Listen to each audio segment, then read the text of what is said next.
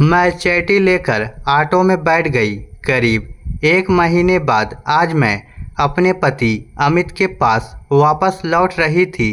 मुझे विदा करते समय मेरे मम्मी पापा की आंखों में खुशी व राहत साफ दिखाई दे रही थी। उन्हें लग रहा था कि आखिरकार मैंने अपनी जिद और नाराज़गी छोड़कर अपने घर लौटने का फैसला कर लिया है। मम्मी जाते जाते मुझे फिर समझाने लगी थी, बेटा, पति पत्नी के रिश्ते में छोटी मोटी बातें होती रहती हैं। हर बात पर घर छोड़ देना ठीक नहीं होता। मैंने सिर्फ मुस्कुराकर सिर हिला दिया, लेकिन सच तो ये था कि मैं सिर्फ अपनी जिद छोड़कर वापस नहीं लौट रही थी। परसों रात जो हुआ था उसने मुझे अंदर तक डरा दिया था और उसी के बाद मैंने अपने पति अमित के पास वापस लौटने का फैसला कर लिया था। रास्ते में मैंने ऑटो रुकवाया और एक फूलों की दुकान से सुंदर सा गुलदस्ता और एक छोटा सा कार्ड खरीदा। कार्ड पर अपनी लिखावट बदलकर मैंने लिखा, हैप्पी बर्थडे प्रिया।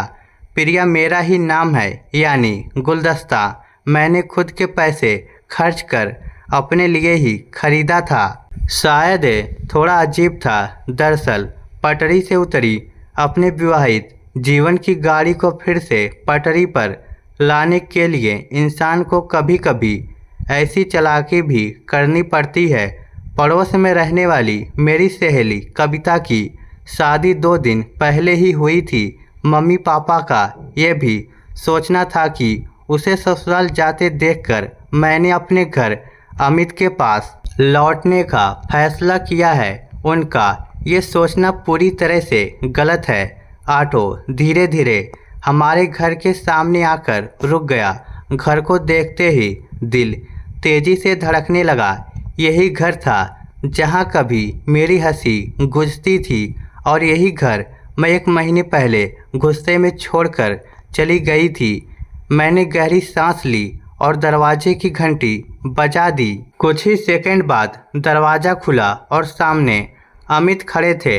मुझे सामने खड़ी देखकर अमित हक्के बक्के रह गए। शायद उन्हें उम्मीद ही नहीं थी कि मैं बिना बताए अचानक वापस आ जाऊंगी।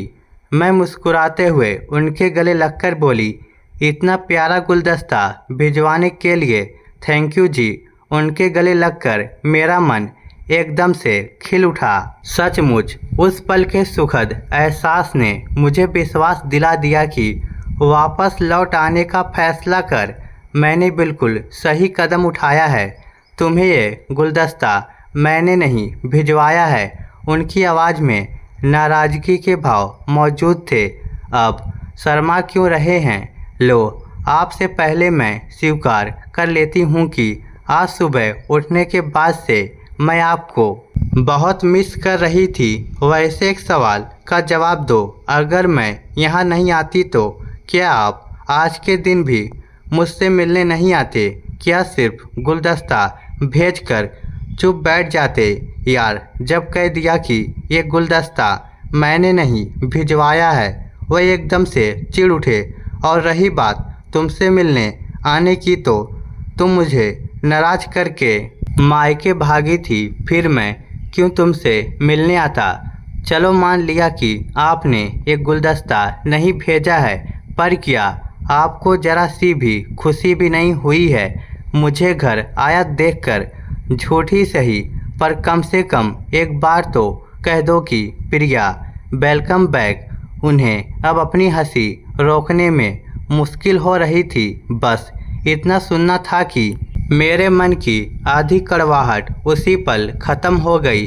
1 महीने से मैं इसी पल के लिए तरस रही थी। घर के अंदर कदम रखते ही मेरी नज़र दीवार पर लगी हमारी शादी की तस्वीर पर पड़ी। सब कुछ वैसा ही था, बस हमारे रिश्ते में दूरी आ गई थी। मैंने धीरे से कहा, मैंने फैसला किया है कि अब छोटी छोटी बातों पर झगड़ा नहीं करूंगी। अमित ने मुझे गौर से देखा। लगता है 1 महीने में ही काफ़ी समझदार हो गई हो। मैं हल्का सा मुस्कुराई और बोली, शायद कुछ बातें इंसान को देर से समझ में आती है। अब क्या सारा दिन हम ऐसी ही बेकार की बातें करते रहेंगे। ये मत भूलिए कि आज आपकी जीवन संगनी का जन्मदिन है। मैंने रूठने का अच्छा अभिनय किया। तुम कौन सा मुझे बताकर लौटी हो जो मैं तुम्हारे लिए एक भव्य पार्टी का आयोजन करके रखता। वो मुझ पर कटाक्ष करने का मौका नहीं चूके। पतिदेव, जरा व्यंग और दिल दुखाने वाली बातों पर अपनी पकड़ कमज़ोर कीजिए प्लीज़। आज रविवार की छुट्टी है और मेरा जन्मदिन भी है। आपका क्या बिगड़ जाएगा साहब अगर प्यार से मुझे कहीं घुमा फिरा लाओ, कोई बढ़िया सा गिफ्ट दे दो। मैं भावुक हो उठी। थोड़ी देर बाद माहौल सामान्य होने लगा। मैंने मजाक में कहा, वैसे आज मेरे बर्थडे पर और कुछ नहीं तो कम से कम बाहर खाना तो खिलाने ले जा ही सकते हो। अमित हल्का सा हंसे। अचानक वापस आकर आदेश भी शुरू कर दिए। बिल्कुल, मैंने मुस्कुराकर कहा, आखिर पति हो मेरे। इस पर वह खुलकर हंस पड़े और उनकी वो हंसी सुनकर मुझे पहली बार लगा कि शायद सब कुछ फिर से ठीक हो सकता है। अमित तैयार होने चले गए और मैं कमरे में बैठी पुरानी बातों को याद करने लगी। पिछले एक महीने में मैंने खुद को जितना अकेला महसूस किया था उतना शायद पहले कभी नहीं किया। मायके में सब लोग मेरे आसपास थे, लेकिन फिर भी मन हर समय अमित के पास ही अटका रहता था। उनकी छोटी छोटी आदतें याद आती थी। ऑफिस से लौटकर जोर से मुझे आवाज़ लगाना, बिना बेवजह छेड़ना, रात को देर तक बैठकर बातें करना। मैं गुस्से में उनसे दूर तो आ गई थी, लेकिन सच यह था कि उनसे दूर रहकर मैं खुद भी खुश नहीं थी। लेकिन उस समय मेरे मन में एक ही बात बैठ गई थी। ऋतु अमित के ऑफिस में ही काम करती थी। शुरुआत में मैंने कभी उस पर ध्यान नहीं दिया था, लेकिन धीरे धीरे मुझे लगने लगा कि अमित उसके साथ फ़ोन पर ज़रूरत से कुछ ज़्यादा ही समय बिताने लगे हैं। हालांकि उससे सिर्फ काम से संबंधित ही बातें करते थे, पर फिर भी मैंने कई बार उनसे कहा कि मुझे ये सब अच्छा नहीं लगता। उसे जो भी बात करनी हो ऑफिस में करे, घर पर फ़ोन करके नहीं। लेकिन वह हर बार फ़ोन करके नहीं, लेकिन वह हर बार यही कहते कि वो सिर्फ उनकी सहकर्मी है। धीरे धीरे मेरा शक बढ़ता गया और हमारे बीच झगड़े भी बढ़ने लगे। आखिर एक दिन गुस्से में आकर मैं अपने मायके चली गई। मुझे लगा था शायद मेरी दूरी अमित को मेरी अहमियत समझा देगी, लेकिन ज़िंदगी ने मुझे ही आईना दिखा दिया। मायके में हमारे पड़ोस में रहने वाली कविता की शादी की रस्में शुरू हो गई थी। हमारा पूरा परिवार भी उन रस्मों में शामिल था। उनके घर में काफ़ी चहल पहल थी। रिश्तेदारों का आना जाना लगा हुआ था। वही मेरी मुलाकात विकास से हुई। वो कविता के भाई का दोस्त था।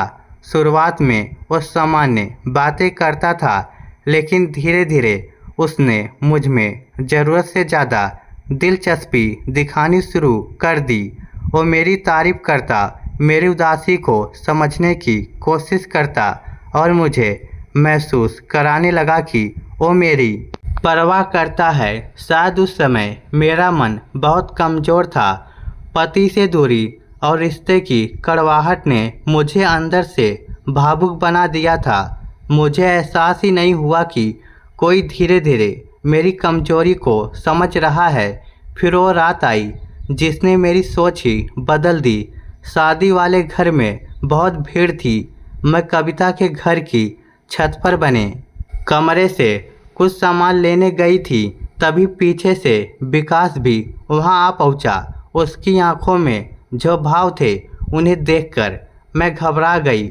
उस पल पहली बार मुझे एहसास हुआ कि मेरी चुप्पी और कमजोरी को उसने गलत समझ लिया है। उसने मुझे कमरे में रोकने की बहुत कोशिश की, लेकिन मैं तुरंत ही वहाँ से बाहर निकल आई। उस रात घर आकर मैं बहुत देर तक रोती रही। उस रात पहली बार मुझे डर अपने रिश्ते के टूटने का नहीं, बल्कि खुद के भटक जाने का लगा था। मुझे एहसास हुआ कि जब इंसान भावनात्मक रूप से कमज़ोर होता है, तब उसे गलत रास्ते पर ले जाने वाले लोग बहुत आसानी से मिल जाते हैं। लोग बहुत आसानी से मिल जाते हैं। उसी रात मैंने फैसला कर लिया कि मैं अपने रिश्ते को यूं ख़त्म नहीं होने दूंगी और खुद को यूं भटकने नहीं दूंगी। अमित की आवाज़ सुनकर मेरी सोच टूटी। वो तैयार होकर सामने खड़े थे। चले मैडम, मैं मुस्कुराकर उनके साथ बाहर आ गई। रास्ते भर हम हल्की फुल्की बातें करते रहे।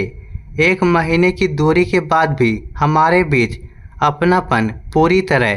कुछ चीज़ें कभी नहीं बदलती। खाना आने तक हम यूं ही छोटी छोटी बातें करते रहे। फिर मैंने धीरे से पूछा, आज कहीं और जाने का प्लान तो नहीं था?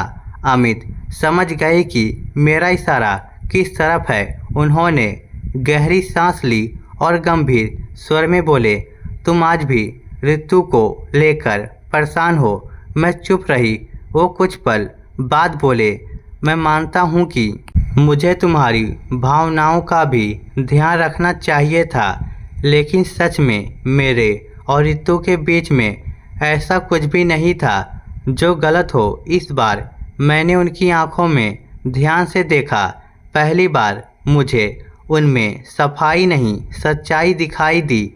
शायद इसलिए क्योंकि अब मेरा नज़रिया बदल चुका था। मैंने धीरे से कहा, हो सकता है गलती सिर्फ आपकी नहीं थी। मैंने भी आपको समझने की कोशिश नहीं की थी। अमित ने हैरानी से मेरी तरफ देखा। शायद उन्हें पहली बार लगा कि मैं सचमुच बदल गई हूँ। उन्होंने धीरे से मेरा हाथ थाम लिया और बोले, तो फिर चलो एक नई शुरुआत करते हैं। मेरी आंखें हल्की सी भर आई। मैंने मुस्कुराकर कहा, लेकिन इस बार बिना शक और बिना अहंकार के। उस दिन घर लौटते समय मुझे एक बात बहुत गहराई से समझ आ गई थी। रिश्ते सिर्फ प्यार से नहीं चलते, विश्वास और साथ भी उतना ही ज़रूरी होता है। अगर पति पत्नी हर छोटी बात पर एक दूसरे से दूर भागने लगे तो दूरियां किसी तीसरे को जगह दे देती है। और कई बार जब तक इंसान संभलता है, बहुत कुछ टूट चुका होता है। मैं खुश थी क्योंकि मैंने समय रहते अपने रिश्ते को टूटने से बचा लिया था, और शायद यही मेरी ज़िंदगी की सबसे सही वापसी थी। दोस्तों, रिश्ते कभी एक दिन में नहीं टूटते। छोटी छोटी गलतफहमियां मन में पलता और शक, ये धीरे धीरे दो लोगों को बीच ऐसी दूरी बना देता है कि प्यार होते हुए भी रिश्ता कमज़ोर पड़ने लगता है। लेकिन कई बार ज़िंदगी हमें सही समय पर ऐसा सबक दे देती है जो हमें अपने रिश्तों की असली कीमत समझा देता है। इस स्टोरी को लेकर आपकी क्या राय है? नीचे कमेंट करके हमें ज़रूर बताइएगा। धन्यवाद।